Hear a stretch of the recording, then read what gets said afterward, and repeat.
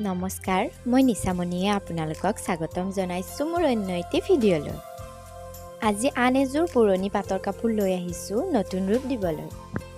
এই কাপোৰযোৰ পঠাইছিল ৰঙিয়াৰ পৰা। নতুনকৈ বনাবলৈ লোৱা কাপোৰযোৰত মই চাদৰ মেখেলা দুয়োখনে ব্যৱহাৰ কৰিম।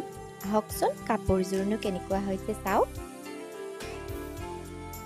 পুৰণিক নতুন ৰূপ দিয়াৰ ভিডিঅ'সমূহত আপোনালোকে বহুত বেছি মৰম দিছে।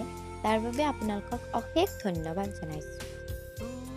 আগলৈও ভিডিঅ'বোৰত এনেধৰণে মৰম দিব বুলি আশা ৰাখিছোঁ।